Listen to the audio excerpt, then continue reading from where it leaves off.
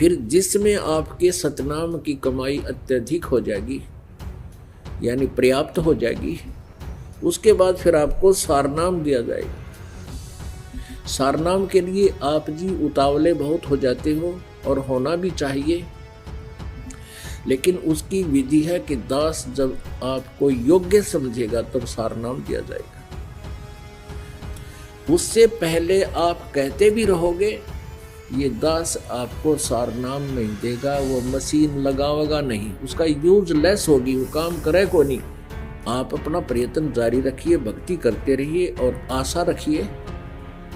जितनी बार भी आपसे प्रार्थना की जाए कि सतनाम उस दिन दिया जाएगा, आप सहर्ष आइए और समय आने पर ही आपको मिलेगा। एक श्वास की कीमत कितनी है परमात्मा बताते हैं। ये सत मंत्र की, सतनाम पालड़ रंगोरी हो, 14 लोग चढ़ावे राम रंगोरी हो, 3 लोग पासंग धरे रंगोरी हो, तो ना तुला तुलाया राम रंगोरी हो। लोक लाज मर्याद जगत की, तरण जो तोड़ बगावे, जब कोई राम भगत गत पावे। अब एक तरफ तो सारा समाज, लोक लाज, ब्राह्मण कुल, इज्जत और बेइज्जती का सवाल है, और एक तरफ भगवान खड़े दीनदयाल। तो यहाँ इसका नाम है ब्राह्मण, इसका नाम है भक्त। समाज नहीं देखा। मीराबाई ने कहा था कि सत्संग में जाना मेरा ना छूटे, चाहे जड़का मरो संसार। एकदम सीने से लगा लिया, नो नहीं सोची ये क्या कहेंगे लोग, तेने आज तक तू मैं ऋषि ब्राह्मण को आवे था, आज शूद्र को सीने से लगा रहा। नहीं भगत ये बात चूक्या ना करते, वो नहीं देखा करते ये कुछ भी आगा पीछा, सीने से लगा लिया। और जब परमात्मा को सीने से लगाया, ऐसे शरीर दाता का जैसे रूई होया करे, ओए होए, क्योंकि वो तो 5 तत्वों से नहीं, वो शुक्रम कायम है सनाविरम स्वयंभू, वो परमात्मा। अब क्या बताते हैं, डोढ़ी पर्दा दूर कर फिर लिया कंठ लगाए, गरीबदास गुजरी बहुत जब बदन बदन मिलाए। कहते जब शरीर से टच किया उस जिसको सुदर समझते थे, आत्मा में एक बार तो नो होया कि लोग के कहेंगे, दुख आत्मा बहुत पाई, पर भगवान भगत नहीं छोड़ा करते, भगवान को चिपट गया कति नो। फिर क्या बताते हैं, अब रामानंद जी 104 साल के ब्राह्मण और 5 वर्ष के उस परम पिता कबीर पर बालक को, कबीर परमेश्वर को क्या कहते हैं, मन की पूजा तुम लखी ये मुकुट माल परवेसे, गरीब दास गति कौन लखे, तेरा के वर्ण क्या भेख है। होय होय। अब रामानंद जी कहते हैं, परमात्मा आपको कैसे पहचाने हम, आपकी गति से, आपकी महिमा से हम कैसे परिचित हो। अब किस तो वर्ण में आप खड़े हो, शूद्र वर्ण में, और किस वेशभूषा में। एक 5 वर्ष के बालक धोती कुर्ता बांधा पहना करते पहले बालक भी।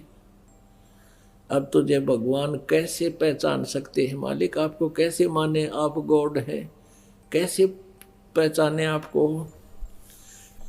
मन की पूजा तुम लखी ये मुकुट माल परवेसे, गरीब दास गति कौन लखे, कौन वर्ण कौन बेख। हे प्रभु, आंखें गिल्ली करके रामानंद जी कहते हैं, भगवान आपको कैसे पहचान सकते हैं।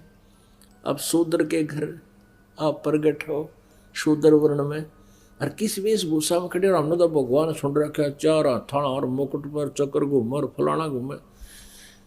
यह भूल है हमारी। परमात्मा परमात्मा ही है, वो नर आकार है।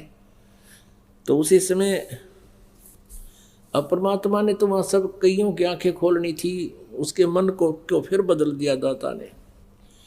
ये तो शिक्षा तुम दी मान ली मन मोरे, गरीब दास कोमलपुर से हमरा बदन कठोरे। रामानंद जी कहते हैं, आप मैं समझ गया आपकी बात आता। आपने मेरी फड़क निकाल दी क्योंकि मैं छुआछूत गणी करूं था, या तो मैं आपकी समझ गया कि आप मुझे क्या शिक्षा देना चाहते हो। अरे परमात्मा, मेरा तो कठोर शरीर है और आपका तो कोमल बदन है, कोमल शरीर है। अब रामानंद जी कहते हैं, ए स्वामी, कबीर परमात्मा समझाने लगे उस 104 साल के महर्षि को। चारों वेदों का गीता जी कंठस्थ याद थी, चारों वेद कंठस्थ याद थे उस रामानंद जी के। और बोलबाला था, 1400 ऋषि शिष्य बना रखे थे, 1400 ऋषि जो आगे प्रचार करते थे रामानंद जी द्वारा ग्रहण ज्ञान को। और उसको फिर परमात्मा कैसे समझाने लगे, ए स्वामी तुम स्वर्ग की छोड़ो आसारीत, गरीबदास तुम कारणे हम उतरे शब्द अतीत। तुम्हारे लिए आया हूं मैं ऊपर से सतलोक से चलकर। अब पुण्यात्माओं, जो जिस रंग में रंग गया। अब 15-16 वर्ष का रामानंद जी घर त्याग के लग गया था मार्ग पे, 104 वर्ष का बुढ़ा हो गया। अब कहता है, सुन बच्चा मैं स्वर्ग की कैसे छोड़ूं रीत, गरीबदास गुजरी लगी ये जन्म गया सब बीते। चार मुक्ति बैकुंठ में जिनकी मोरे चाह, गरीबदास घर अगम की मैं कैसे पाऊं था। अब रामानंद जी कह रहे हैं कि हे बच्चा, स्वर्ग की, क्योंकि विष्णु जी के उपासक थे, स्वर्ग ही सुप्रीम स्थान था हमारा, हम सभी एक ही ज्ञान से आधारित थे। रामानंद जी कह रहे हैं, ये बच्चा स्वर्ग की मैं कैसे छोड़ दूं ये आशा। और चार मुक्ति बैकुंठ में जिनकी मोरे चाह। फिर रामानंद जी कह रहे हैं कि जो तुम बताना चाहते हो क्या ऊपर से आए हो, उसको मैं कैसे समझूं। अब रामानंद जी विष्णु भगवान की महिमा सुनाते हैं और उसके विष्णु लोक की महिमा गा रहे हैं। एम रूप जहाँ धरण है रतन जड़े बहु शोभे, रामानंद के बैकुंठ को तन मन मेरा लोभे। शंख चक्र गदा पद्म है वो मोहन मदन मुरारे, गरीबदास मुरली बजे वो स्वर्ग लोक दरबारे। दूधों की नदियां बगे यो सेत वृक्ष सुभाने, गरीबदास मंगल मुक्ति स्वर्गापुर स्थान। अब रामानंद जी कह रहे हैं वहां मैं देव शरीर पाऊंगा। और वहां कैसा शरीर है, रत्न जड़ाऊ मनुष्य है। मनुष्यों के जैसे तेल हो जाते हैं ना कि बच्चा के, और वो अच्छे लगते हैं, तो कहते हैं वहां पर तिलों के स्थान पर रतन लगे होते हैं। ऐसा शरीर है देवताओं का। रतन जड़ाऊ मनुष्य है, गण गंधर्व सब देव, गरीबदास उस धाम की मैं कैसे छोड़ूं सेव। उस विष्णु के लोक में जाऊंगा, उसकी पूजा सेव माने पूजा को कैसे छोड़ूं। ऋग यजु साम अथर्वणम ये गाँव है चारों वेद, गरीबदास घर आगम की कैसे जानू वेद। अब ये क्या बताया करते थे कि वेदों में विष्णु जी भगवान है, जो शिव जी का पुजारी है वो कहता शिव जी ही पूर्ण परमात्मा है। तो यहाँ ये यहीं अड़ा बैठा है कि ऋग यजु साम अथर्वण ये चारों वेद विष्णु जी की तो महिमा गा रहे हैं। अब क्या बताते हैं, स्वर्गलोक बैकुंठ है या से प्रेरणा और, गरीबदास 60 शास्त्र और 4 वेद की दौड़े। अब रामानंद जी अपनी सोच से जैसा वेदों को समझा था वो कह रहे हैं कि चारों वेदों में स्वर्ग से ऊपर कोई बात ना बता रखी, कहीं जिक्र है कोई नहीं। जब परमात्मा ने वो सारे ऋग्वेद मंडल में बताया कि ऊपर चौथे मुक्ति धाम में वो हम ही रहते हैं, और वो चौथा राम भी मैं ही हूं।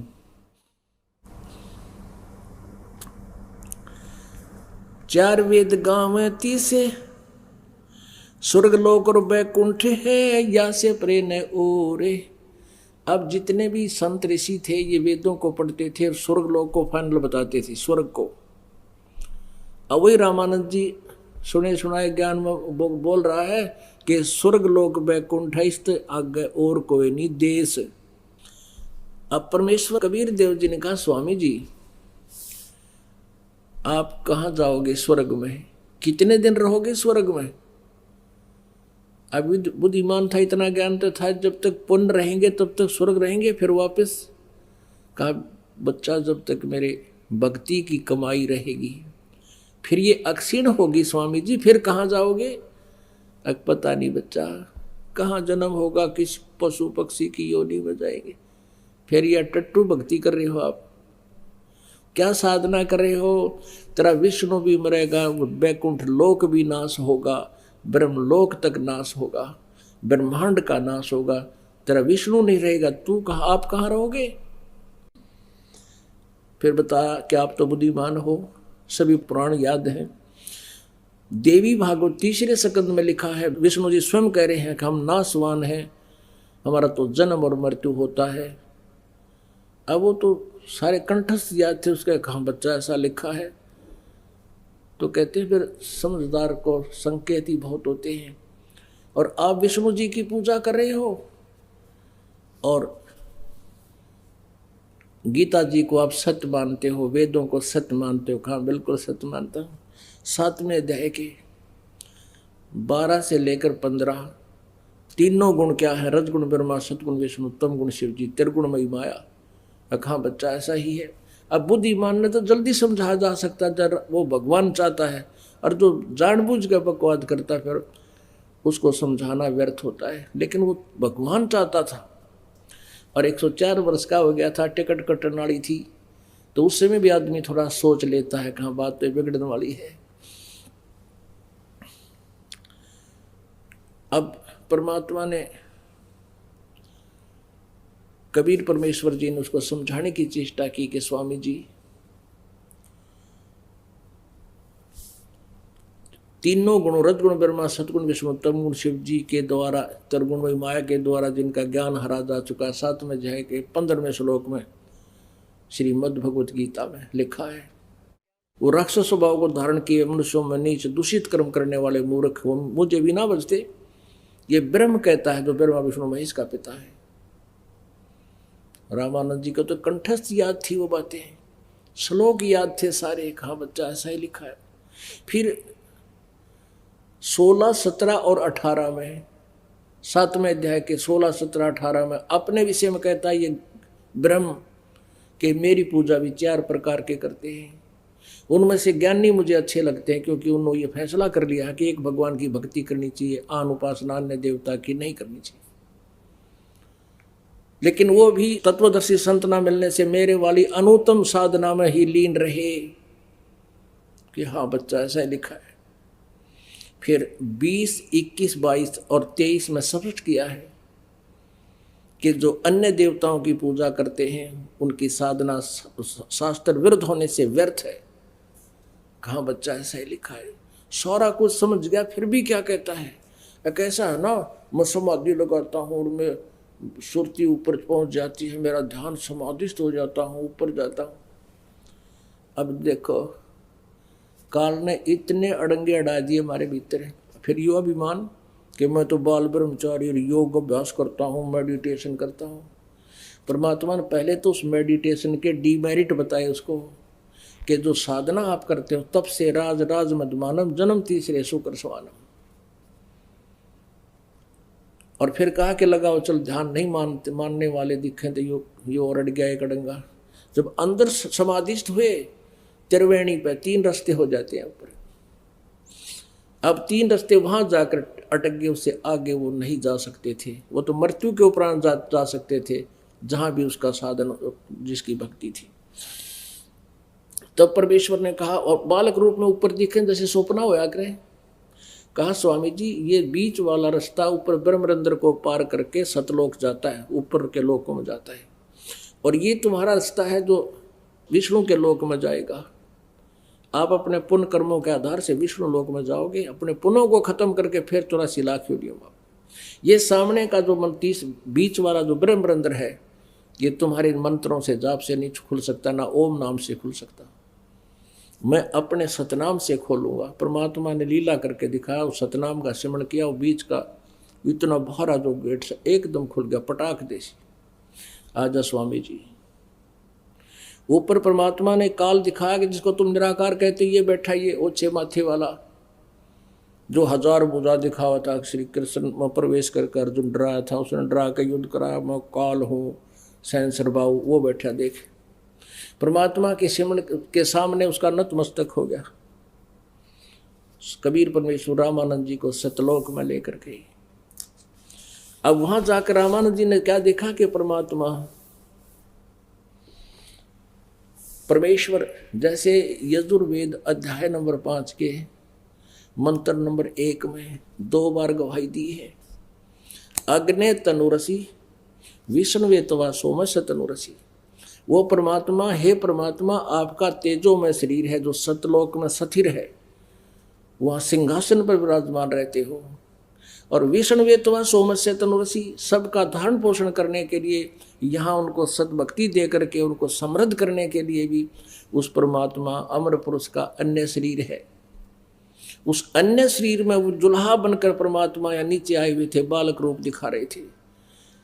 वो विष्णुवे तवा सोमस्य तनुरसी, वो दूसरा शरीर मालिक का उस बालक रूप में रामानंद जी के साथ गया ऊपर। अब रामानंद जी ने सोचा भगवान तो यूं है, ये बैठा सिंहासन पर, हो तेजो में शरीर, क्योंकि वहां दिव्य नेत्र काम करते हैं, ये शरीर तो यही था, आत्मा ऊपर गई। तो परमेश्वर कबीर जी बालक रूप में चंवर उठा के और लगे भगवान के सिर पे, सिंहासन पर बैठे चंवर कर्ण पीछे खड़े होकर ऐसे। रामानंद जी ने सोचा कि ये नीचे तो जो कबीर बालक है, ये तो यहाँ का कोई नौकर होगा, और ये है वो अमर पुरुष, अमर परमात्मा। तो उसी समय वो परमात्मा सिंहासन से उठे और 5 वर्ष के बालक सिंहासन पर विराजमान हो गए, और वो तेज जो ओरिजिनल भगवान दिखा था वो चंवर करे उस 5 वर्ष के बालक के ऊपर, एज ए नौकर, एज ए सर्वेंट। अब रामानंद जी ने सोचा भाई यू बालक और भगवान इसके ऊपर ऐसा, यू बच्चा है, क्या चक्कर है। वो ऐसे असमंजस में पड़ा हुआ था। इतने में वो तेजो में शरीर उस 5 वर्ष के बालक में समा गया। अनंत कोट ब्रह्मांड के सिंहासन पर वो 5 वर्षीय बालक कबीर देव विराजमान है, और वो प्यारी आत्मा रामानंद, वो अच्छी आत्मा, श्रेष्ठ आत्मा देख रहे हैं, और चंवर अपने आप ऑटोमेटिकली घूम रहा है हवा में, ऐसे आकाश में। तब परमेश्वर ने कहा कि यहाँ से गए हो तुम स्वामी जी, और जाओ नीचे भक्ति करो, जैसे मैं बताऊं ऐसे नाम लो और साधना करो, और गुरु मर्यादा बनाए रखना अति आवश्यक है। इतना कहते उनको वापस कर दिया आत्मा को। बहुत स्पीड से नीचे आई उनकी आत्मा। आते ही नीचे शरीर में रखा ही था, एकदम आंखें खुली, क्या देखा सामने वही बालक 5 वर्ष की आयु में परमेश्वर सामने भी विराजमान है। अब क्या बताते हैं, बोलत रामानंद जी सुनो कबीर करतारे, गरीबदास सब रूप में तुम ही बोलन हारे। 2 ठोड़ है एक तू भया एक से 2, गरीबदास हम कारणे आए हो मगजोय। मगजो माने ये मार्ग सफर तय करके आप हमारे लिए सतलोक से चलकर आए हो, आप ही 1 से 2 बने हुए हो। तावा चित चक्रित भया देख फजल दरबारे, गरीबदास सिजदा किए हम पाए दीदारे। तुम स्वामी में बाल बुद्धि ये भरम कर्म कियो नासे, गरीबदास निज ब्रह्म तुम मेरा हो गया दृढ़ विश्वास।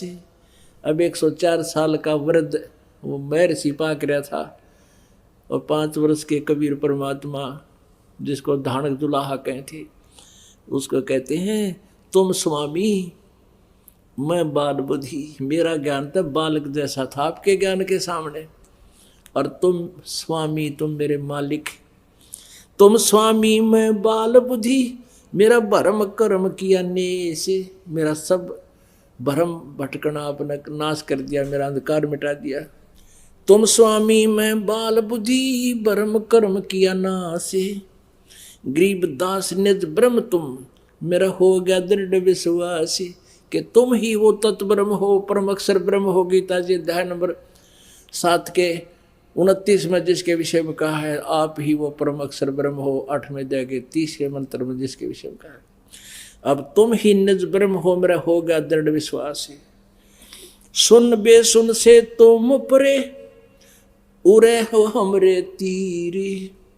दास गरीब सरबंग में, अवगत सत कबीरी।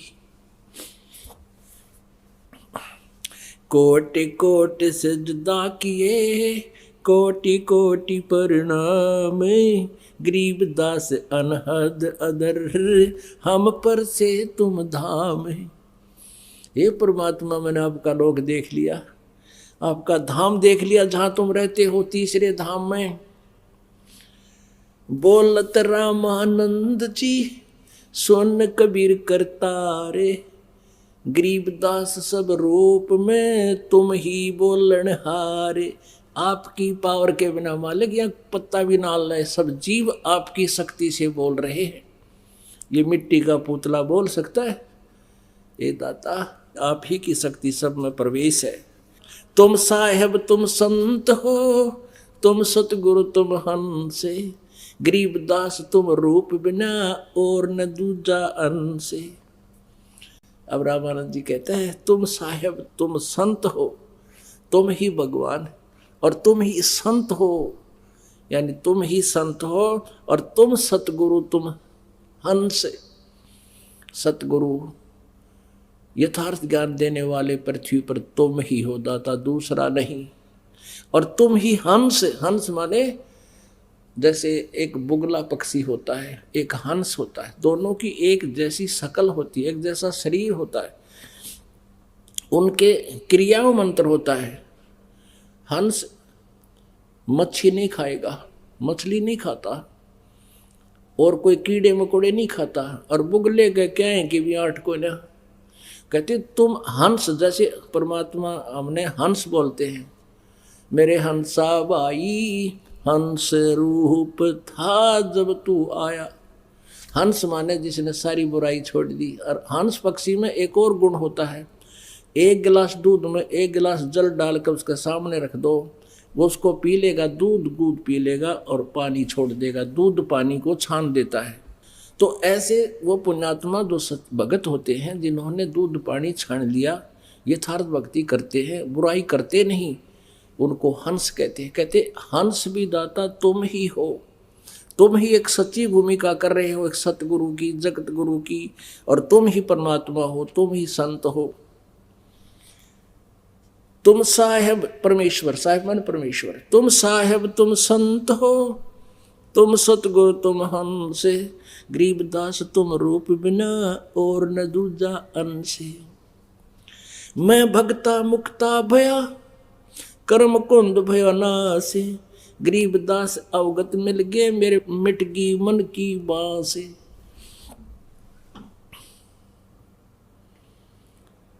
अब 104 साल का वृद्ध महर्षि पाक रहा था, 1008 आगे पाछे लाओ था, सरस्वती स्वामी पंडित।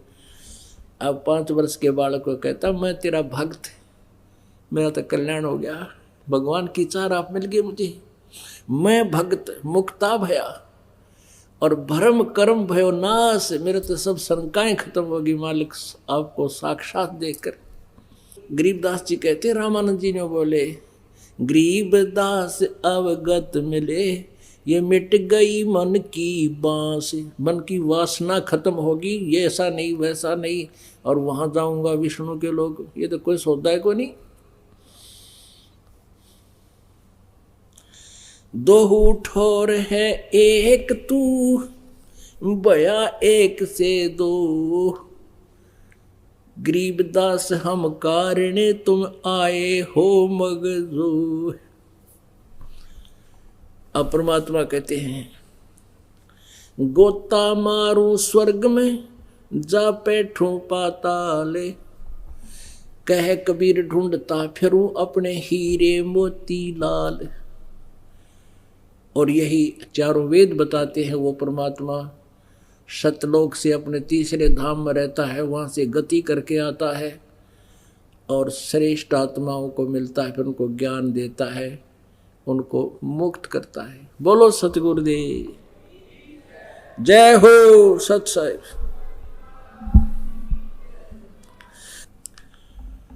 परम पिता परमात्मा पूर्ण ब्रह्म सर्व सृष्टि रचनहार कुल मालिक कबीर देव बंदी छोड़ कबीर साहिब जी की असीम कृपा से आप जी को ये सत्संग सुनने को मिल रहा है। सत्संग से हमें जानकारी होती है हम कौन हैं, कहाँ से हम आए हैं,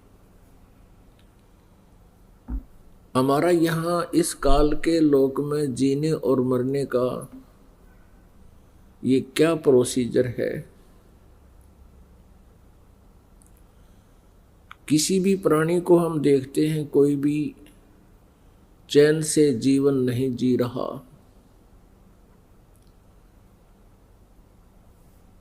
पशु पक्षी अन्य प्राणी तो वैसे ही हमें स्पष्ट दिखाई देते हैं ये कितने दुखी हैं। मानव शरीर को हम प्राप्त करके ये सोच लेते हैं कि हम सुखी हैं, लेकिन हम भूल जाते हैं तत्व ज्ञान के अभाव से कि हम भी जीव हैं।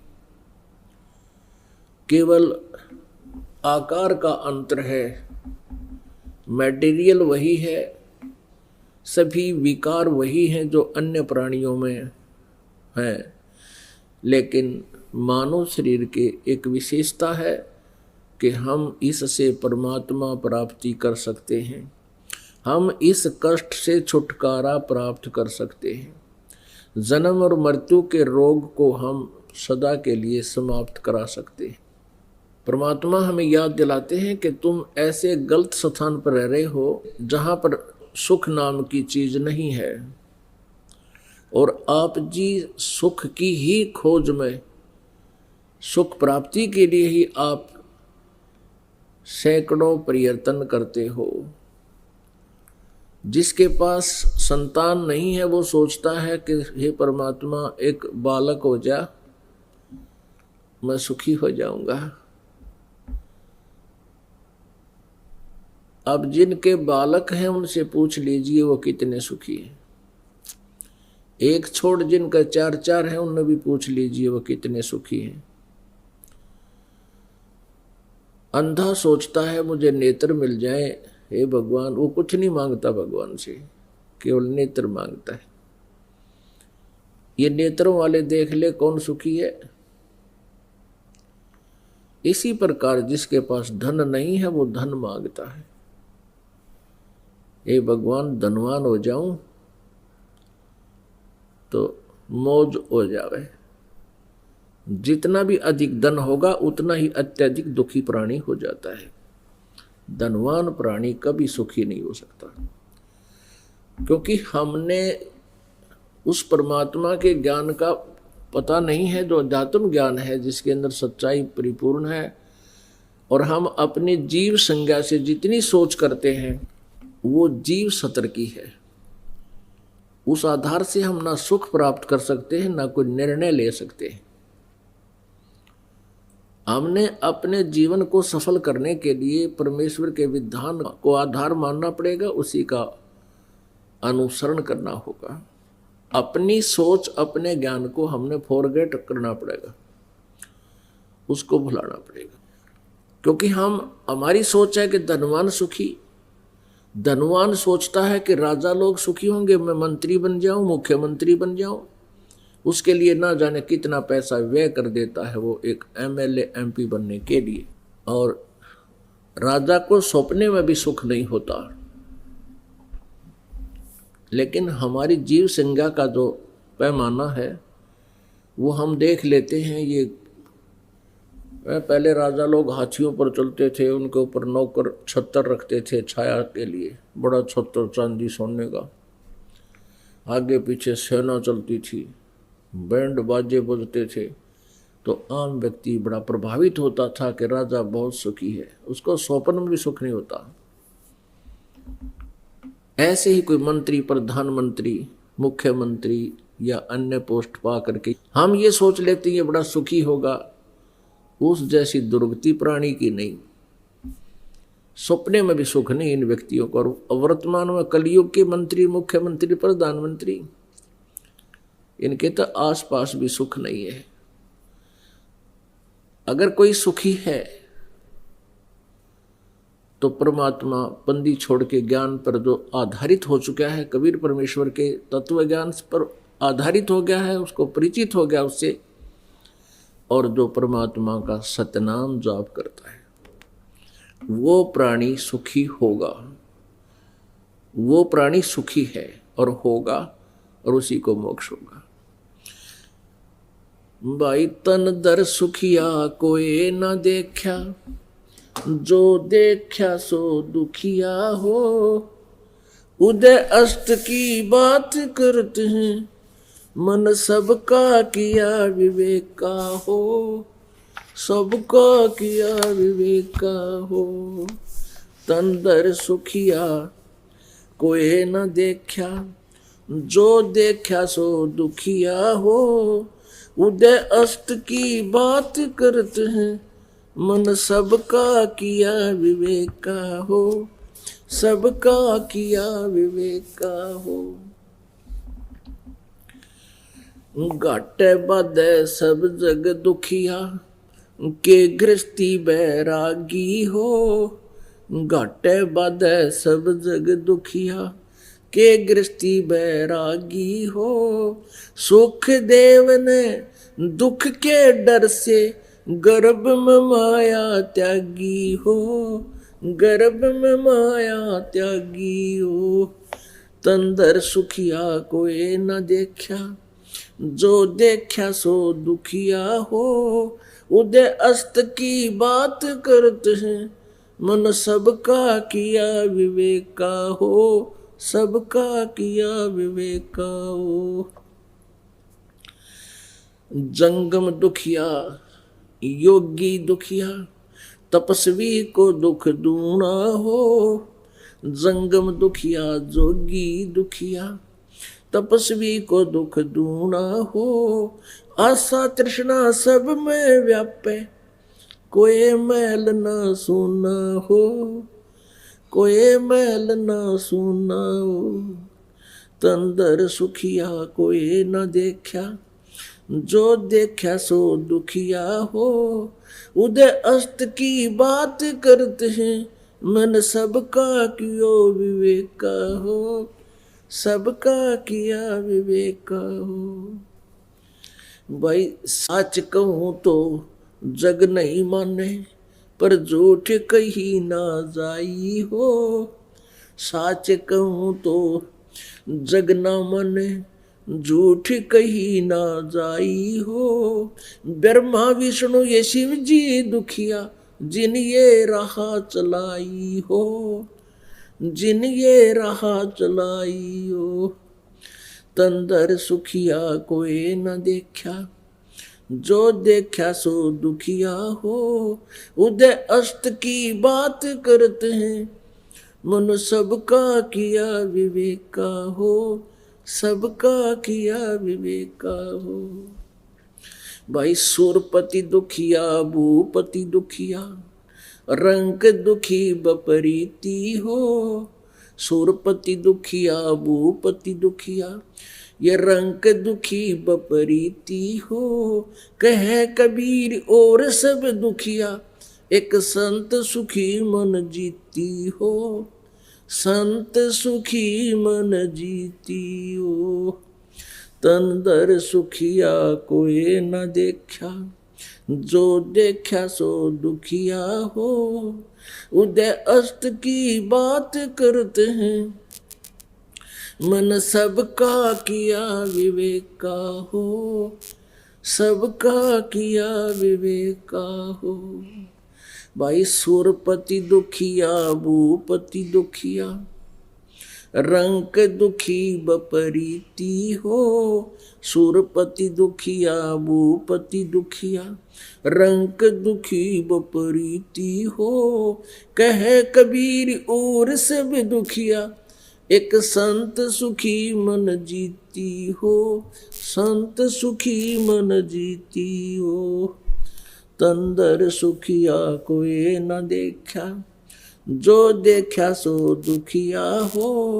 उदय अस्त की बात करते हैं, मन सबका किया विवेक का हो, सबका किया विवेक का हो। परमेश्वर कबीर जी अपनी महिमा आप बताने के लिए अपने सतलोक से चलकर यहाँ आते हैं और हम प्राणियों को याद दिलाते हैं कि ये सुख सथल नहीं है।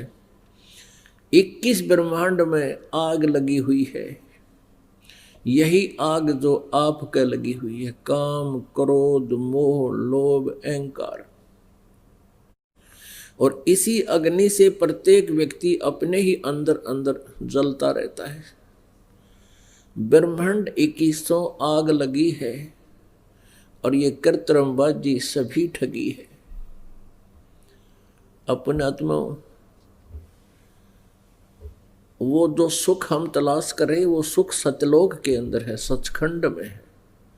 वहां पर ऐसी ही सृष्टि है, वहां पर ऐसा ही जीव है, ऐसा ही जीवन है।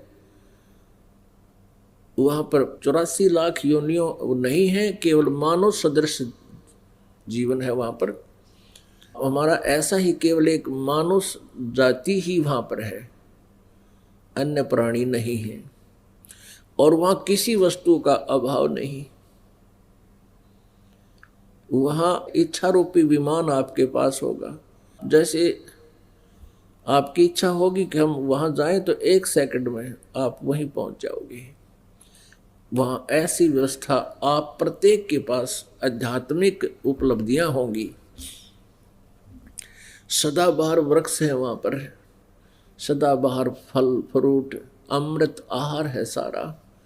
अमृत सरोवर है, वहां जल भी अमृत है। जैसे गंगा जल है, ये एक झलक है उस पर सतलोक की। परमात्मा के सतलोक से ये ब्रह्मलोक में आई, ब्रह्मलोक से फिर ये इस विष्णु के लोक में आई, फिर शिव के लोक में आई और शिव के लोक से फिर ये नीचे आई है। तो वहाँ से आते आते भी इसमें यहाँ इस गंदे लोक में आके इसमें बहुत फर्क पड़ गया है अमृत जल में। लेकिन अब भी ये अद्वितीय जल है पूरे विश्व में, इसके बराबर कोई भी वाटर नहीं है। आज तो आप जी को ये ऐसा महसूस नहीं हो रहा क्योंकि उपलब्ध है। कलयुग के लास्ट में गंगा और जमुना सूख जाएंगी, ये उल्टी ऊपर को दूसरे लोकों में चली जाएगी। तो उस समय आगे के जो जीव होंगे मनुष्य, ये कथा मात्र रह जाएंगी कि कोई ऐसी दरिया थी जिसका जल कभी खराब नहीं होता था। और कोई अविश्वास किया करेगा, कोई विश्वास किया करेगा, कोई ना करेगा कि झूठ ऐसा कुछ नहीं हो सकता, जल तो खराब होता ही होता है। और आज आपके समक्ष है तो ऐसा आहार है उस सतलोक का। ये एक परमात्मा ने एक सैंपल दे रखा आप जी को। ये जो नकली पंथ हैं जो कहते हैं कि सचखंड के अंदर प्रकाश ही प्रकाश है, नूर ही नूर है, वहां पर आत्मा और उस परमात्मा में ऐसे लीन हो जाती है जैसे बूंद समुद्र में एकम एक हो जाते हैं। ये सब ये इनकी गलत स्टेटमेंट है, रॉन्ग स्टेटमेंट है। इनका अनुभव नहीं, इनका कोई इनको ज्ञान भी ठीक नहीं। जिनकी थ्योरी ही गलत है तो प्रैक्टिकल अपने आप गलत होता है। तो पुण्यात्माओं, यदि ऐसा हो कि वहाँ कुछ भी ना हो तो किसकी रुचि बनेगी वहाँ जाने में? सपने में भी ना बने, चाहे कितनी बात बनाता हो आदमी। अब कोई कहे कि समुद्र में छलांग लगा जाओ कल्याण हो जाएगा, इतना मूर्ख कौन है? समुद्र में छलांग लगा जाएगा, प्रत्यक्ष दिखे डूब के मरने वाली बात। और फिर भी श्रद्धालु वहां जुड़े बैठे हैं, क्योंकि परमात्मा कहते हैं गुरु भी अंधा और शिष्य तो अंधे होते ही हैं, क्योंकि उन्होंने तो ज्ञान ही गुरु से लेना होता है। अंधे की बाँ गही अंधे ने, मार्ग कौन बतासी। तो ऐसे वो संत भी ज्ञानहीन अंधे हैं, ज्ञानहीन हैं। तो परमात्मा हमें याद दिलाते हैं कि जिस सुख को तुम सुख मान रहे सुख नहीं है। क्या बताते हैं कि वो सुख सतलोक के अंदर है, सचखंड के अंदर है। उस सुख की प्राप्ति के लिए कौन सा प्रयत्न आप जी ने करना चाहिए, उसकी विधि सत्संग में बताई जाती है। सचखंड में सतलोक में जाने के लिए अर्थात पूर्ण मोक्ष प्राप्त करने के लिए कौन सी विधि है,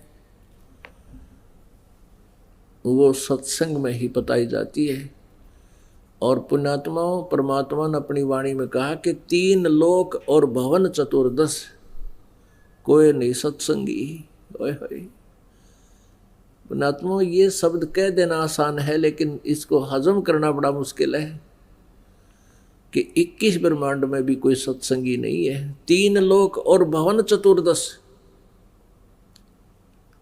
पृथ्वी लोक, स्वर्ग लोक, पाताल लोक, और ये 14 लोक और हैं, ब्रह्मा विष्णु महेश की नगरियां, 88,000, ये वो भी एक ग्रुप बोला जाता है। ब्रह्मलोक, दुर्गा का लोक, इसका काल का अलग से एक स्थान है। ऐसे ये 14 भवन नीचे के साथ पाताल को छोड़कर 6 और लोक हैं। तो ये 14 लोक बताए जाते हैं। परमात्मा कहते हैं 3 लोक, पृथ्वी, पाताल और स्वर्ग, और इन 14 लोकों में कोई भी सत्संगी नहीं है। सत्संगी का अर्थ होता सच्चे ज्ञान युक्त प्राणी, जिनको भक्ति का यथार्थ ज्ञान हो, सृष्टि रचना की जानकारी हो। किसी को भी नहीं, इवन ब्रह्मा विष्णु महेश को भी आध्यात्मिक ज्ञान नहीं है, वेद ज्ञान नहीं है। पुण्यात्माओं, ये एक ऐसी कड़वी सत्य है, ऐसा कड़वा सत्य है कि हम हैरान रह जाते हैं कि क्या ब्रह्मा विष्णु महेश को भी ज्ञान नहीं था? नहीं था। इस कंसेप्ट को अभी क्लियर करते हैं। पहले प्रसंग चल रहा है कि तन दर सुखिया कोई न देखा, जो देखा सो दुखिया हो। उदय अस्त की बात करत है मन, सबका किया विवेका हो। जो पूरी पृथ्वी के शासक है, जहाँ सूर्य उदय होता है और अस्त होता है, यानी पूरी पृथ्वी का जो शासक है, कहते हैं उससे भी मैं खूब परिचित हूँ, उसको भी स्वप्न में भी सुख नहीं। क्या बताते हैं कि घाटे बाद सब जग दुखिया। घाटा मीन आनी होगी किसी को बिजनेस में, बाधा मीन लाभ हो गया। जिसको आनी होगी वो तो अंडरस्टूड है, वो तो दुखी है ही है। जिसने लाभ हो गया वो भी दुखी। वो कैसे दुखी है? जैसे आपको बेनिफिट हो गया 2 लाख का, और फिर आप क्या करोगे? यू काल टेकन ना दे, 20 लाख के काम को स्टार्ट कर देगा। कोई ऐसी फैक्ट्री लाऊंगा, पुराना प्लांट लगाता हूँ, और उसमें 90% 70% लेगा लोन, और वो 2 लाख का बेनिफिट भी उसके अंदर। आगे फिर उसकी इतनी चिंताएं बढ़ जाएंगी, रात में भी नींद आनी हराम हो जाती है। फिर परमात्मा कहते हैं जंगम दुखिया योगी दुखिया, और तपस्वी को दुख दूना हो। ये जितने भी शास्त्र विरुद्ध साधक हैं, जो परमेश्वर कबीर जी की साधना को छोड़कर, सत साधना को छोड़कर, सतनाम का जिसके पास नाम मंत्र नहीं है सच्चा, और पूरे गुरु से प्राप्त नहीं है। उसको छोड़कर जितने भी साधक हैं वो भी अपना जीवन व्यर्थ कर रहे हैं। श्रीमद् भगवत गीता अध्याय नंबर 16 के श्लोक नंबर 23 में कहा कि अर्जुन, शास्त्र विधि को त्याग कर जो मनमाना आचरण करते हैं उनको न तो कोई सुख होता है, न गति होती है, न कोई सिद्धि प्राप्त होती है, अर्थात यूजलेस। तो पुण्यात्माओं, शास्त्र विरुद्ध साधना कौन सी है और शास्त्र अनुकूल साधना कौन सी है, भक्ति कौन सी है, वो गीता जी अध्याय नंबर 16 के श्लोक 24 में स्पष्ट किया है कि इससे तेरे लिए कर्तव्य और अकर्तव्य की व्यवस्था में सदग्रंथ ही प्रमाण है, शास्त्र ही प्रमाण है।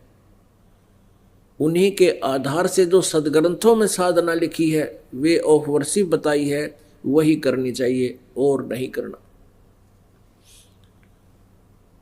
अपनात्माओं, आप जी जो विशेषकर पवित्र हिंदू धर्म में जन्म जिन पुण्यात्माओं का है, वो श्रीमद् भगवत गीता को एक शिरोधार्य सदग्रंथ मानते रहे और है भी, लेकिन उसका पाठ भी करते थे और साधनाएं उसके विपरीत किया करते थे। अब जैसे श्री कृष्ण जी के पुजारी हैं, वो नाम जपते हैं, हरे कृष्ण कृष्ण कृष्ण हरे हरे, हरे राम राधे श्याम राधे राधे श्याम राधे। और जो शिव जी के पुजारी हैं, ओम नमः शिवाय ओम नमः शिवाय, ये जाप करते हैं। और जो विष्णु जी के उपासक हैं, वो ओम भगवते वासुदेव नमः, ये जाप करते हैं। पहले तो ये देवता पूजा के योग्य नहीं है, ये मोक्षदायक नहीं है। अपनात्माओं, ये दास इसलिए प्रत्येक संत का खटक रहा है, जिसके भी 1000, 2000, 10,000 शिष्य हैं, वो ही मुझसे बहुत खिन्न है, क्योंकि उनके पास ज्ञान शास्त्र विरुद्ध है। और वो उन भोली आत्माओं को नहीं चाहते कि वो भोली आत्मा का कल्याण हो और उनको सच्चाई का पता लगे, तो वो विरोध करते हैं और गुमराह करने की चेष्टा करते हैं समाज को कि रामपाल आलोचना करता है। आलोचना नहीं, दास एक बहुत ही परमार्थी कार्य कर रहा है।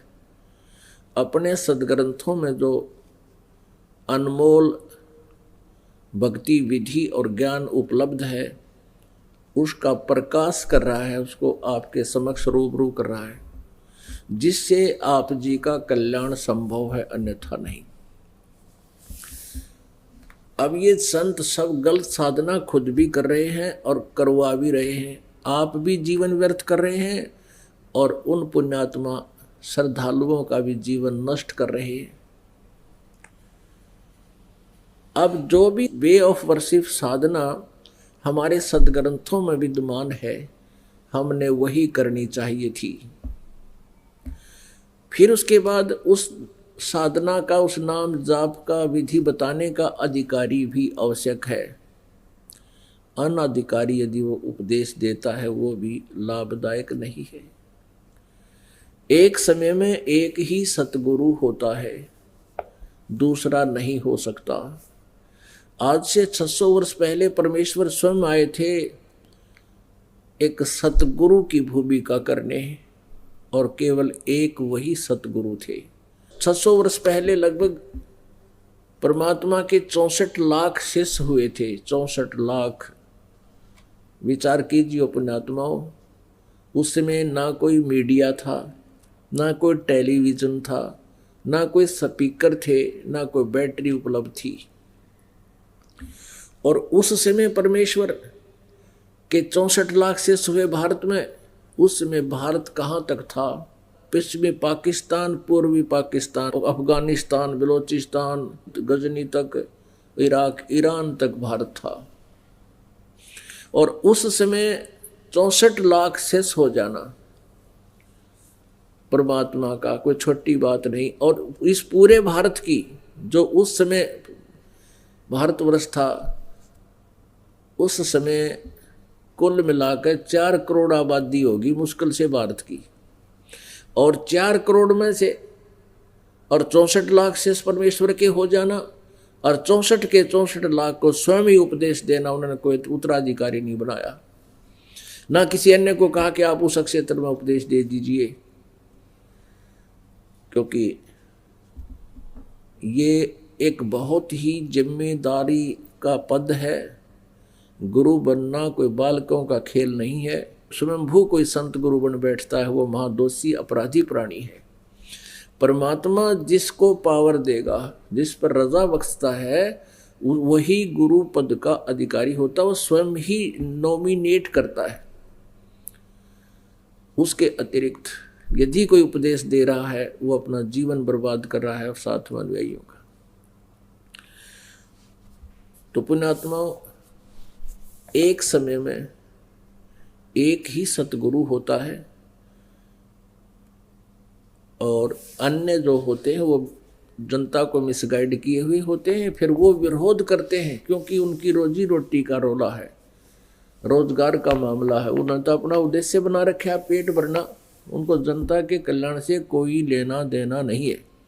अगर लेना देना है तो इस सत्य को मानकर उन्हें सरेंडर कर देना चाहिए कि हम गलत कर रहे हैं और गलत करवा रहे हैं। अपने अनुयायियों को भी कहना चाहिए, अभी भूल बन गई हमसे, कोई बात नहीं, हम तो इंसान हैं। इंसान से 100 बार गलतियां हो जाती हैं, लेकिन जब पता लग जाए कि ये गलती है फिर नहीं करनी चाहिए। अनजानपने में हो सकती है, और फिर जानबूझ साची तजें और करे झूठते ने, ताकि संगत है प्रभु सोपन में भी ना जाए, कबीर भगवान कहते हैं। तो पुण्यात्मा, परमात्मा कबीर जी कहा करते थे, जंगम दुखिया जोगी दुखिया तपस्वी को दुख दूना हो, और आशा तृष्णा सब में व्यापक है, और कोई घट ना सुना हो। अब जंगम दुखिया, जोगी दुखिया, यानी ये साधक हैं, ये गिरी पुरी, इनके अंदर ये जंगम भी होते हैं। और योगी जो योग साधना करते हैं, हठ योग करके बैठे रहते हैं काफी वर्षों तक, कहते हैं ये भी दुखी। और एक तपस्वी को दुख दूना हो, जो खड़ा होकर तप करता है कि तो दोने लाकर बैठ जाता है, इनको दुख दूना हो। ये तो शास्त्र विरुद्ध साधना कर रहे हैं। अब शास्त्र विरुद्ध साधना करने वाले को कैसे कष्ट होगा? जैसे तपस्वी पहले तो इस जीवन में दुखी, सारा जीवन तपस्या कर करके शरीर को कष्ट यानी हिंसा से वो साधना करता है, हिंसा से, और फिर अगले जन्म में वो क्या बनता है? राजा बनता है। तप से राज्य प्राप्त होता, और राजा अपने जीवन काल में इतने घोर पाप कर देता है कि वो फिर नेक्स्ट जीवन में फिर गधे और कुत्ते की योनि में जाता है, नरक में जाता है, फिर पशु योनियों को प्राप्त होता, पक्षियों की योनियों को प्राप्त होता। अब जैसे शास्त्र विरुद्ध साधना कौन सी है, शास्त्र अनुकूल कौन सी है? अभी आपको बताया कि ये जो मंत्र जाप करते हैं अन्य, जैसे गायत्री मंत्र बना रखा था, इन अज्ञानियों को ये नहीं पता ये गायत्री मंत्र है क्या। ओम, इस यजुर्वेद अध्याय नंबर 36 के मंत्र नंबर 3 के आगे ओम ला लिया, ओम लगा दिया, और इनको ये नहीं मालूम था अभी तक कि ये गायत्री मंत्र है कहाँ और कहाँ से उपलब्ध है, कहाँ से प्राप्त हुआ है। कोई कहता है ये 3 भूर भव स्व, ये दानंद सरस्वती जो कलयुग का नकली में ऋषि सत्यार प्रकाश लिखकर दुनिया को भ्रमित कर गया, वेदों के का नाम लेकर, और सारी वेद विरुद्ध व्याख्या इसमें भर रखी है। इसने तीसरे समोल्लास में इस गायत्री मंत्र का उल्लेख किया है और कहा कि भू भव और स्व, ये 3 मंत्र, 3 अक्षर तैतरीय आरंके से लिए हैं, और शेष के बारे में भूर्भुवः स्वः तत्सवितुर्वरेण्यं भर्गो देवस्य धीमहि धियो यो न प्रचोदयात्, इसके बारे में कुछ नहीं पता उसको, क्योंकि इसने किसी न किसी से नकल करके सत्यार प्रकाश भर दिया और कुछ अपना अज्ञान ठोक दिया। ये सारा इसके अंदर अड़ंगा ठोक गया। और ये विशेषकर भारतवर्ष में इस मंत्र का बहुत ज़्यादा जाप किया जाता है। एक कहता मैं 1 लाख जाप कर दिए, एक कह रहा था मैंने 2 लाख जाप कर दिए और भी करूँगा। अब पहले हमें भी ज्ञान नहीं था, अब पता चला कि इससे लाभ क्या है। इससे ये शास्त्र विरुद्ध साधना है, शास्त्र विधि त्याग का ये मनमानी पूजा है, इनसे कोई लाभ होने वाला नहीं है। अपनात्मा यजुर्वेद अध्याय नंबर 36 का मंत्र 3, उसमें ओम अक्षर नहीं है प्रारंभ में, भूर्भुवः स्वः तत्सवितुर्वरेण्यं भर्गो देवस्य धीमहि धियो यो न प्रचोदयात्। ये हमने भी गोट रखा था, पहले इसका जाप करते थे। अब पता चला कि ये तो एक मंत्र है और कम से लगभग 18,000 मंत्र हैं इस चारों वेदों में। इस एक मंत्र के जाप से को चाहे लाख बार जप लो और चाहे चारों वेदों को कंठस्थ याद कर कर इसकी रिपीटेशन करते रहो, आवृत्ति करते रहो, इससे कोई लाभ नहीं। कोई लाभ का मतलब है कि मोक्ष लाभ नहीं। वैसे तो ज्ञान यज्ञ का लाभ होता है, और ज्ञान यज्ञ ऐसा है जैसे एक रोगी को कोई कष्ट है, कोई रोग है, उस रोग निवारण के लिए औषधि अलग होती है, ग्लूकोज रोग नाशक नहीं होती, वो सहयोगी होती है। अब केवल ग्लूकोज ही चढ़ा दे तो यज्ञ तो ग्लूकोज समझो। यज्ञ जो 5 यज्ञ है, एक यज्ञ है धर्म की, दूसरी यज्ञ है ध्यान, और तीसरी यज्ञ हवन की, चौथी यज्ञ प्रणाम। तो इनसे ये 4 यज्ञ होती है। यज्ञ तो ऐसी जानो जैसे ग्लूकोज का काम करती है, और रोगनाशक टैबलेट्स, कैप्सूल, इंजेक्शन ये अलग होते हैं। तो इस प्रकार हमने अपने जन्म और मृत्यु के रोग को समाप्त करवाना है, तो कोई तो हवन ही करके अपने आप को संतुष्ट मान लिया कि हमने बहुत आध्यात्मिक क्रियाएं कर दी, और कोई भंडारे करवा देता है, धर्म यज्ञ करता है, उसी से बहुत कुछ उपलब्धि मान ली। पुण्यात्माओं, ये सारा ही मिला के करना पड़ेगा अपन। जैसे किसी ने तो कार का एक पहिया ले लिया, एक व्हील इंक्लूडिंग टायर ट्यूब, हवा भराया, और उसको घुमाता जा रहा है और कह रहा है ये कार बन गई मेरी, हट जा, कार आ रही है। और किसी ने स्टीयरिंग खोल लिया, स्पेयर पार्ट उठा रखे किसी उससे दुकान से, कोई कुछ पुर्जे ले रहा है, कोई पुर्जे लिए फिर रहा है, तो वो कार नहीं है। उन सभी पार्ट्स को मिलाकर कार बनती है। तो ऐसे ही मोक्ष मार्ग जो है, हम सभी जो साधनाएं हैं, यज्ञ भी करनी है, मंत्र जाप भी करना है, अपने दर्शन भी करने हैं, अब भंडारे भी करवाने हैं, यानी 4-5 यज्ञ भी करनी है, स्वाध्याय भी करना है। केवल कोई स्वाध्याय करने से ही मोक्ष मान लेता है। तो ये शास्त्र अनुकूल साधना ये होगी जब हम सभी क्रियाएं विधिवत करेंगे और पूर्ण संत से लेकर आजीवन मर्यादा में रहेंगे, तब हम उसका पूर्ण लाभ प्राप्त करेंगे। गायत्री मंत्र के जाप से भी कोई लाभ नहीं, कोई मोक्ष लाभ नहीं। अब ये भूर्भुवः स्वः तत्सवितुर् ये मंत्र जो है, इससे परमात्मा की महिमा का ज्ञान होता है। कोई भी आप किसी भी सदग्रंथ का अध्ययन करते हो, यदि आपका कुछ दिमाग काम करता है और उसके अर्थों को थोड़ा बहुत समझ भी लेते हो, तो वो तो वैसे तो ठीक है, जैसा आप साधना पढ़ रहे हो उसको उससे ज्ञान हो जाएगा। लेकिन इन सदग्रंथों का ज्ञान भी गुरु जी से ही होता है। इन वेदों को पढ़ते हजारों वर्ष बीत गए, इन वेदों को ये समझ नहीं सके वेदों के पढ़ने वाले, क्योंकि परमेश्वर कहते हैं गुरु बिन काहु न पाया ज्ञाना, जो थोथा बूछड़े किसाना।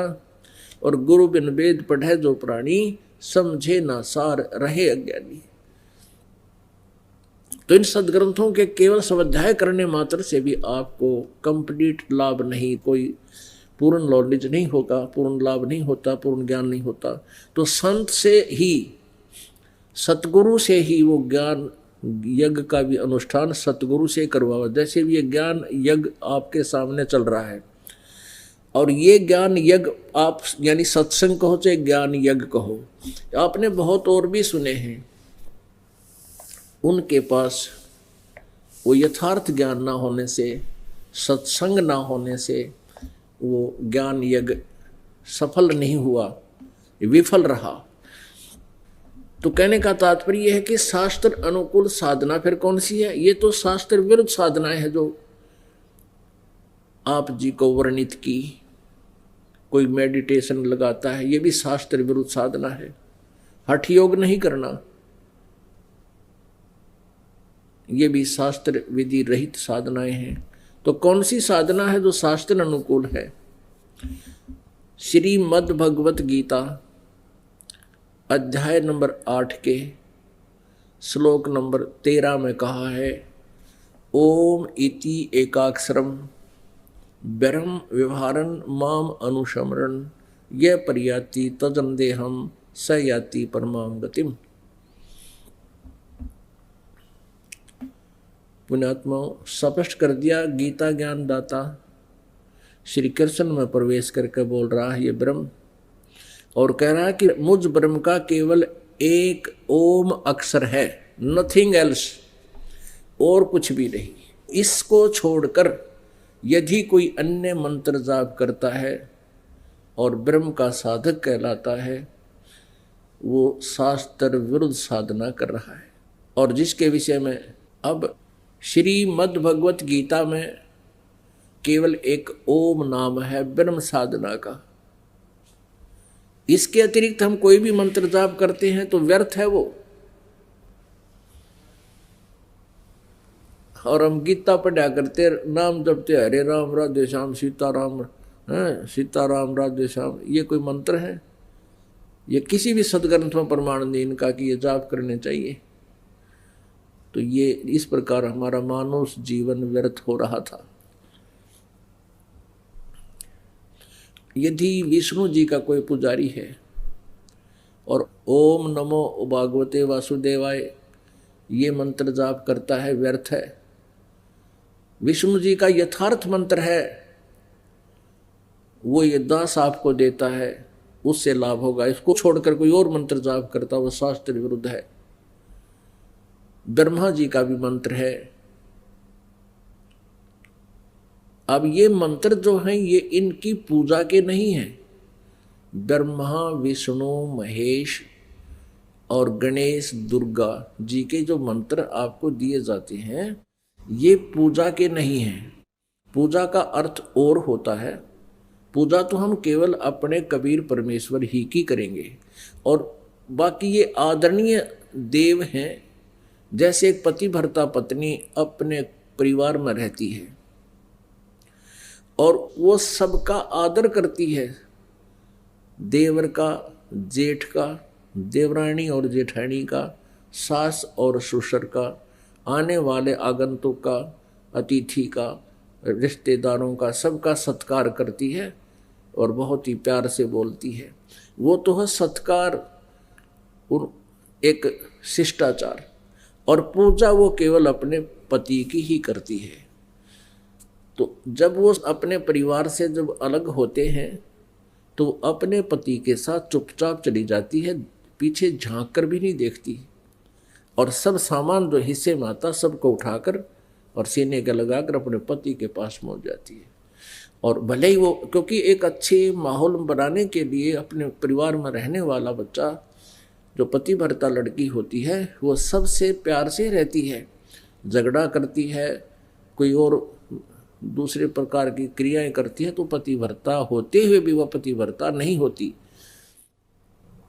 तो इस प्रकार हम यहाँ हमारे ये ब्रह्मा विष्णु महेश दुर्गा और गणेश आदि जो हैं ये हमारा एक परिवार है, लेकिन हम इनकी पूजा नहीं कर सकते क्योंकि हमारा पति परमेश्वर कबीर देव है। वो हमारा स्वामी है और हम इस परिवार में रहना है, इनसे ऐसे हमें सत्कार से रहना है, इनका आदर से नाम लेना है, जपना है, कहना है, बोलना है, इनसे जो लाभ हमें लेना है वो अलग वस्तु है। लेकिन जब हम यहाँ से चलेंगे अपने लोक में, हमारा इनसे कोई लिंक नहीं रहेगा, हम अपने मालिक के साथ चले जाएंगे। तो ये जो जाप है इनके, ये वो मंत्र है जो ये हमें लाभ तुरंत देंगे, इसका इनके वश की बात नहीं। अब जैसे एक उदाहरण होता है, कुत्ता है, उसको हम कुत्ता कुत्ता करते रहे कभी नहीं देखता, और उसका एक कोड वर्ड होता है हमारे यहाँ हरियाणा में, उसको बोलते हैं तो न्यों करते ही न्यों देखेगा एकदम, और भाग्या होगा चाहे कुछ भी ना हो, उसको कुछ ना मिले तो वो अट्रैक्ट होता है, वो उस भाषा को, उसके बस की बात नहीं, वो एकदम प्रभावित होता है। तो ऐसे ये मंत्र है इन देवताओं के, जिनसे हमने लाभ लेना है, इस मंत्र के जाप करते ही अपने आप सतर्क होते हैं और ये आपको इस मजदूरी का तुरंत लाभ देते हैं। ये मजदूरी है इनकी और इससे ही ये प्रसन्न होते हैं। इसके अतिरिक्त आप इनकी कितनी स्तुति कर लो और ये मंत्र जाप ना करो, ये कुछ नहीं दे पाओगे। ये आपकी मजदूरी बनती है, इसकी कीमत है। और अन्य जो स्तुति है वो तो हमारा शिष्टाचार है, सबको प्यार से बोलना, श्रद्धा से उनका सत्कार करना, वो अलग चीज़ है। आप गणेश जी की जो साधना करते हैं वो मंत्र ये दास आपको देता है।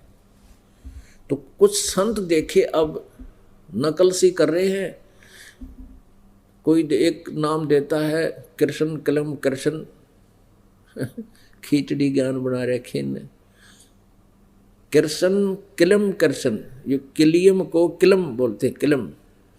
और कोई जैसे आप जी को दिए जाते हैं इन मंत्रों में से कोई एक ही मंत्र करता है शरम शरम शरम, और कोई हरम हरम हरम। तो पुण्यात्माओं, जैसे एक जड़ी बनाई जाती है, औषधि बनाई जाती है जिसमें 6-7 आइटम डाल दिए जाते हैं तो वो उस रोगनाशक बन जाती है। और उनमें से केवल एक जड़ी को खावे, कोई जो है सूंठ होती है वो मिला रखी है, 7 आइटम है, और उनमें से कई एक आइटम को खावेगा तो उसका मोक्ष रोगनाश नहीं होगा, उसी सतर का लाभ होगा। जैसे कोई सौंफ खाता है और वो सौंफ फिर उन 7 आइटमों में से एक है, उनमें से एक को वो खा रहा है तो उस सतर का ही लाभ होगा, वो वास्तविक लाभ नहीं होगा। तो ये जो मंत्र आपको दिए हैं, प्रथम जो नाम हम फर्स्ट टाइम देते हैं उसको प्रथम मंत्र बोलते हैं, तो उसमें 7 मंत्रों का योग है। ये समझ लो कि 7 जड़ी मिला रखी हैं और यो एक बहुत अच्छा जो है वो बन गया, हमारा औषधि बन गई, ये नुस्खा बन गया, नुस्खा है ये। तो इसमें से कोई एक जाप करता है, यानी एक औषधि खाता है, एक जड़ी खाता है, तो उतना ही लाभ होगा, वो व्यर्थ होगा। ये दास एक बार नजफगढ़ सत्संग कर रहा था और वहाँ एक पंडित जी आ गया, मतलब वो क्रियाक्रम वाला पंडित जी नहीं, वैसे जैसे परंपरागत कह दे ये ब्राह्मण है, पंडितों का लड़का है, पंडिताई नहीं करता था, कोई नौकरी करता था। सत्संग सुनने आ गया, सारा सत्संग सुना और मेरे पास आकर कहने लगा, महाराज जी मैंने तो वो माया वाला दे दो मंत्र, जिस तक धन गणा होता हो, वो दुर्गा का दे दो एक मंत्र, माया गणी चाहिए मुझे, टोटा आ रहा है। अब उन कौन समझावे। अब इन उस अगर माया तो रावण के पास बहुत थी, वो क्या काम आई, व्यर्थ रही। तो ऐसे हमने इस विष को नहीं खाना, और जब विष अन्य जड़ियों में मिल जाता है तो अमृत भी बन जाता है। तो ऐसे इस परमात्मा कबीर देव जी ने ये मंत्र अपनी तरफ से बनाकर अपने सदग्रंथ में समावेश कर रखा है। तो हमने जो मालिक का आदेश है वही पालन करना, उसके विपरीत कुछ भी साधना नहीं करनी, और करेंगे तो यूजलेस होगी। अब पूरी गीता जी में ओम मंत्र के अतिरिक्त कोई मंत्र नहीं है जाप करने का। फिर पूर्ण परमात्मा के लिए संकेत छोड़ दिया कि तूने पूर्ण मोक्ष चाहिए और सनातन परम धाम में जाना चाहता है और परम शांति चाहता है, यानी पूर्ण सुख चाहता है। गीता जी अध्याय नंबर 18 के श्लोक नंबर 62 में कहा कि अर्जुन तू सर्वभाव से उस परमेश्वर की शरण में जा जो गीता ज्ञान दाता से अन्य है, कोई और है, और परमेश्वर है, वो पूर्ण ब्रह्म है, परम अक्षर ब्रह्म है, उसकी शरण में जा। उसकी कृपा से तू परम शांति को और सनातन परम धाम को प्राप्त होगा। वो मंत्र ओम तत्सत श्रीमद् भगवत गीता अध्याय नंबर 17 के श्लोक नंबर 23 में है। ओम तो ये ब्रह्म का है और तत् ये सांकेतिक है, ये अक्षर पुरुष का है, जो गीता जी अध्याय नंबर 15 के श्लोक नंबर 16 में दो पुरुष बोले हैं, सरपुरुष और अक्षर पुरुष। और 17वें श्लोक में कहा है वो उत्तम पुरुष है तू अन्य, इन सरपुरुष और अक्षर पुरुष से कोई और है श्रेष्ठ परमात्मा। वो कौन है? 8वें अध्याय के 3रे मंत्र में कहा कि वो परम अक्षर ब्रह्म है। अर्जुन ने गीता ज्ञानदाता से पूछा कि किम तत्ब्रह्म। श्री कृष्ण ने गीता ज्ञानदाता से पूछा, हे प्रभु आपने 7वें अध्याय के 29वें श्लोक में जिस तत्ब्रह्म का जिक्र किया है, वर्णन किया है, और यह भी कहा कि तत्वदर्शी संत से ज्ञान प्राप्ति के पश्चात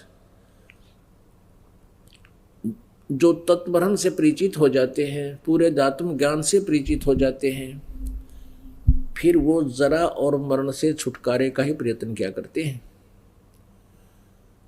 जरा मरण, फिर वो कुछ नहीं मांगते संसार की, किसी भी वस्तु की डिमांड नहीं करते, वो केवल जरा और मरण से छूटने का प्रयत्न करते हैं। तो 8वें अध्याय के प्रथम मंत्र में अर्जुन ने पूछा किम तत्ब्रह्म, वो तत्ब्रह्म कौन है, वो क्या है? 8वें अध्याय के 3रे श्लोक में गीता जी में गीता ज्ञानदाता ने कहा कि वो परम अक्षर ब्रह्म है। वो परम अक्षर ब्रह्म है, यानी गीता ज्ञानदाता से कोई अन्य है।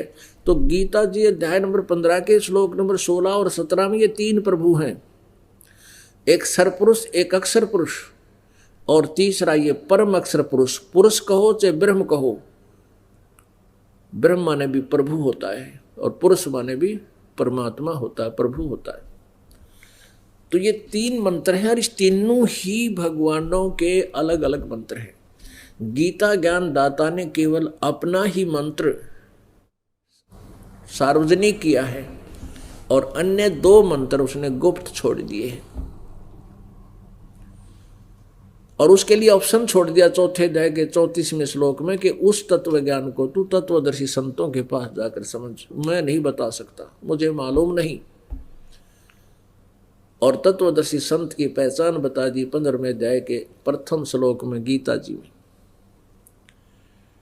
कि जो उल्टे लटके हुए संसार रूपी वृक्ष के सभी पार्ट्स को बता देगा, जड़ कौन परमात्मा है। तो उस उल्टे लटके हुए संसार रूपी वृक्ष का जड़ तो है परम अक्षर ब्रह्म, और तना है ये अक्षर पुरुष, अक्षर ब्रह्म, और उसमें से एक मोटी डार निकली है, वो है सर ब्रह्म। सर पुरुष कहो चाहे सर ब्रह्म कहो, और तीनों देवा शाखा हैं, रजगुण ब्रह्मा, सदगुण विष्णु, तम गुण शिव जी, ये शाखा है, और पात रूप संसार। ये परमेश्वर ने 600 वर्ष पहले, लगभग 550 वर्ष पहले बताया था। अक्षर पुरुष एक पेड़ है, निरंजनवा की डार, और तीनों देवा शाखा हैं, ये पात रूप संसार। अपने आत्मा पूर्ण परमात्मा ने 550 वर्ष पहले अपनी अमृतवाणी में ये अमृत ज्ञान पहले ही वर्णित कर रखा है, लिपिबद्ध करवा रखा है, बोल रखा है, जो आज हमारे सदग्रंथ इसका समर्थन कर रहे हैं। और उस समय के इन नकली गुरु ब्राह्मणों ने, महर्षि, नकली महर्षियों ने परमेश्वर के इस ज्ञान को ऊपर नहीं आने दिया, ये कह करके हमसे दूर कर दिया कि कबीर अशिक्षित है, ये तत्व ज्ञान से परिचित नहीं है, सदग्रंथों को नहीं जानता है, ये झूठ बोलता है, इसकी बातों में मत आना। और आज वही सदग्रंथ परमात्मा के 550 वर्ष पहले लिपिबद्ध किए गए ज्ञान का समर्थन कर रहे हैं। तो पुण्यात्माओं, हम गीता जी पढ़ा करते थे और शास्त्र विदिता का मनमाना आचरण किया करते थे। ये काल का जाल है, ये काल के दूत, ये नकली संत और गुरु, ये मानव समाज के शत्रु हैं। पुण्यात्माओं, वो गुरु पद पर जो बैठा है और उसको ये पता लग जाता है कि हम साधना गलत कर रहे हैं और करा रहे हैं, यदि वो नेक आत्मा है और अपने शिष्यों का शुभ चिंतक है, तो उसी दिन उसने सरेंडर कर देना चाहिए कि अभी मैं तत्व ज्ञान से परिचित नहीं हूँ, और सरेआम डिक्लेयर कर देना चाहिए, तो उसकी जान बच जाएगी। नीति ज्ञात वह दुर्गति होगी उस प्राणी की। परमात्मा ने लिखा कि 22 लाख ऐसे ऐसे नकली गुरु वह नरक में डाल रखे।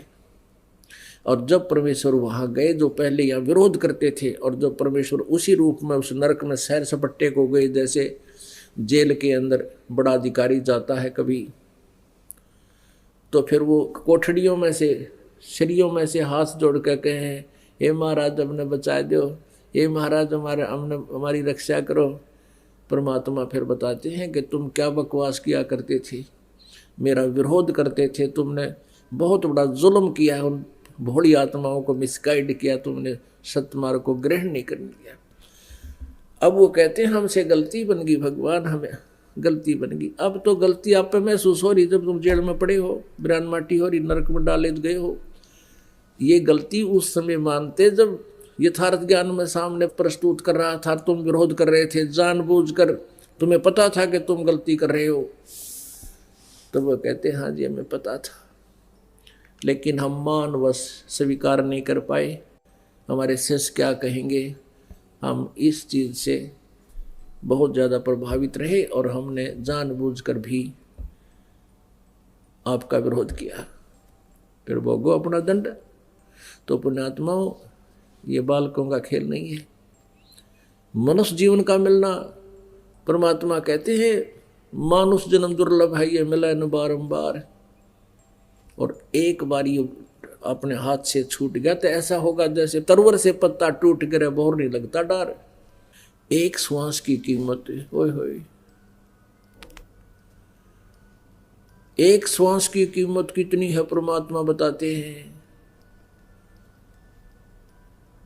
ये सत मंत्र की सतनाम पालड़ रंगोरी हो, 14 लोग चढ़ावे राम रंगोरी हो, 3 लोग पासंग धरे रंगोरी हो, तो ना तुलाया तुलाया राम रंगोरी हो। और आप जी के कितने श्वास व्यर्थ हो रहे हैं इन मंत्रों के अतिरिक्त। जैसा आप जी को सारे क्लियर कर दिए तकरीबन हिंट्स दे देकर।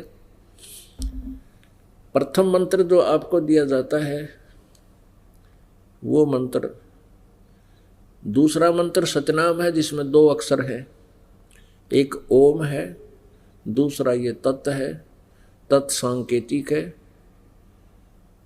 और ये सतनाम है। फिर जिसमें आपके सतनाम की कमाई अत्यधिक हो जाएगी, यानी पर्याप्त हो जाएगी, उसके बाद फिर आपको सारनाम दिया जाएगा। सारनाम के लिए आप जी उतावले बहुत हो जाते हो, और होना भी चाहिए, लेकिन उसकी विधि है कि दास जब आपको योग्य समझेगा तब सारनाम दिया जाएगा। आप अपना प्रयत्न जारी रखिए, भक्ति करते रहिए और आशा रखिए, जितनी बार भी आपसे प्रार्थना की जाए कि सतनाम उस दिन दिया जाएगा, आप सहर्ष आइए और समय आने पर ही आपको मिलेगा। अब जैसे परमात्मा पाने के लिए जैसे पृथ्वी के नीचे जल है, जल प्राप्ति का एक प्रोसीजर है, उस जल को पाने की एक विधि है। जैसे हैंडपंप लगाना पड़ेगा, तो हैंडपंप लगाने के लिए क्या प्रोसीजर है कि एक बोकी मारी जाती है, वह बोकी मिट्टी खोदती है, बाहर पटक देते हैं, फिर मिट्टी खोदती है, बाहर डालते रहते हैं, और साथ में पाइप भी नीचे डालते रहते हैं, पाइप यानी पाइप भी लोअरिंग करते रहते हैं। तो वो सतनाम का काम तो ये समझ लो कि बोकी लग रही है, पाइप नीचे जा रही है, बोकी लगा रहे हो, पाइप नीचे जा रही है। अब 10-20 फुट 50 फुट 60 फुट जाने पर हैंडपंप लगवाने वाला कहता है उस मिस्त्री से, कारीगर से, हैंडपंप लाने वाले से कि भी अब तू मेरा ये हैंडपंप चालू कर दे। तो वो मिस्त्री कहेगा जी अभी चालू नहीं हो सकता, क्योंकि अभी इसमें और खुदाई करनी पड़ेगी और बोकी मारनी पड़ेगी और लगवाओ। और जिस समय वो पाइप पानी पर पहुंच जाएगी, जल पर पहुंच जाएगी, तो उसके बाद उसके ऊपर एक मशीन लगाई जाती है, मशीन जिसको हैंडल होता है, उसको हैंड पंप बोलते हैं। वैसे तो सारा मिला के हैंड पंप होता है, लेकिन ऊपर जो मशीन अलग बोलते हैं वो एक अलग से रखा होता है इंस्ट्रूमेंट, जिसमें हथली होती है, एक हैंडल होता है, फिर उसको ऐसे घुमाते हैं, वाशर होती है, एक सरिया सा लगा होता है, उस ऊपरले पोर्शन को मशीन बोलते हैं। वो पंप जो हैंड पंप, हाथ से चलने वाला पंप है, तो वो तो समझो सारनाम है जो हैंड पंप है, और बोकी और पाइप ये सतनाम है।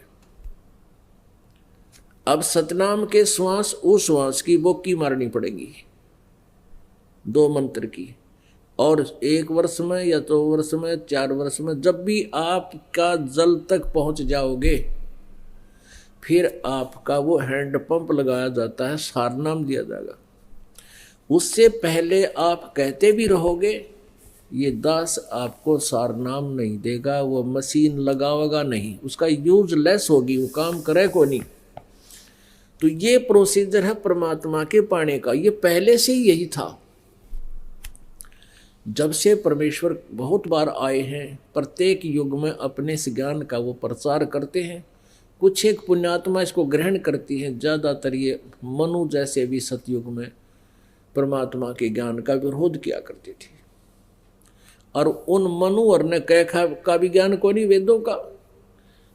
अपनात्मा प्रसंग एक टॉपिक आया था सत्संग में कि 3 लोक और भवन चतुर्दश कोई नहीं सत्संगी। ओए हो, ब्रह्मा विष्णु महेश और दुर्गा,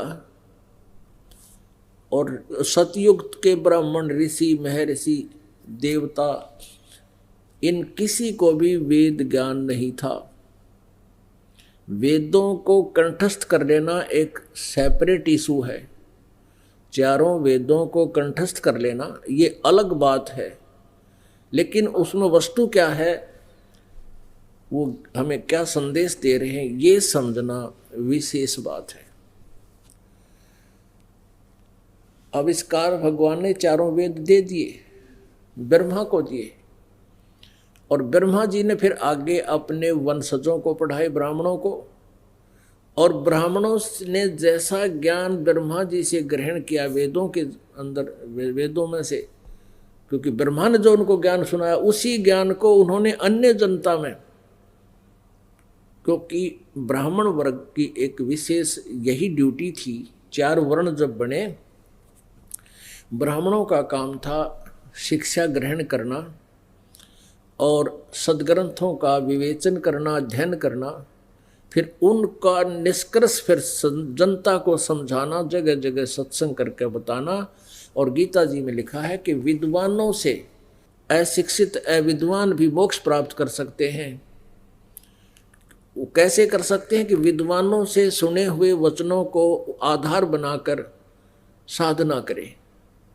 तो इस आदेशानुसार उन ब्राह्मणों से, ऋषियों से जो ज्ञान जनता को मिला उसको फाइनल मान लिया। किस आधार पे कि ये संस्कृत भाषा बोलते हैं, संस्कृत भाषा पढ़े हैं, और सद्ग्रंथ भी संस्कृत में ही है। और ये सभी ऋषि महर्षि कहते हैं कि हम वेदों के आधार पर आपको ये सब ज्ञान बता रहे हैं कि वेदों में ऐसा लिखा। तो सब जनता ने स्वीकार ये हुआ कि ये बड़े विद्वान पुरुष हैं, संस्कृत भाषा जानते हैं और इन्होंने ठीक पढ़ा होगा। तो उस अज्ञान को आज तक उसी का ढोल पीट रहे हैं। अब वो सद्ग्रंथ जिनके आधार से वो हमें ज्ञान दिया करते थे कि पुराणों में ऐसा लिखा है, वेदों में ऐसा लिखा है, गीता जी में ऐसा लिखा है, आज उसको हम स्वयं पढ़ रहे हैं। उन्होंने जो लोक वेद दंत कथा सुना रखी थी, वो गलत ज्ञान सुना रखा था, उससे विपरीत है आज सदग्रंथों का ज्ञान। तो गीता जी अध्याय नंबर 16 के श्लोक नंबर 23-24 में यही निर्णय दिया कि अर्जुन, शास्त्र विधि को त्याग कर जो मनमाना आचरण करते हैं, मनमानी पूजा करते हैं, उनको ना कोई सुख होता है, ना उनकी गति होती है, ना कोई सिद्धि होती है।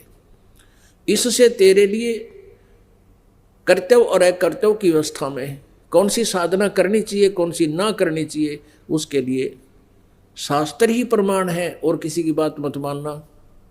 तो पुण्यात्माओं, ये सदग्रंथ तो दास ने अभी 5-6 वर्ष से देखने प्रारंभ किए हैं, 7-8 वर्ष से, और लगभग 15 वर्ष से ये दास पहले परमात्मा द्वारा दिए गए सच्चिदानंद घन ब्रह्म की वाणी, जो गीता जी अध्याय नंबर 4 के श्लोक नंबर 32 में कहा कि वो ब्रह्मणे मुखे, सच्चिदानंद घन ब्रह्म के मुखारविंद से उच्चारित वाणी में सब विस्तार से यथार्थ ज्ञान दिया हुआ साधनाओं का। तो उस सच्चिदानंद घन ब्रह्म यानी कबीर वाणी से इस दास को पहले ये ज्ञान प्राप्त था। उसी आधार से 15 साल पहले से ही ये दास ये बताता आ रहा था। अब इन सदग्रंथों का सहयोग आप जी को समझाने के लिए हमारे लिए एक बहुत ही उपयोगी सिद्ध हुआ है, क्योंकि आप जी जिस सदग्रंथ को सही मानते हो उसी में दिखाया जाता है कि इसमें ऐसा लिखा है, और आप जी फिर स्वीकार कर लोगे।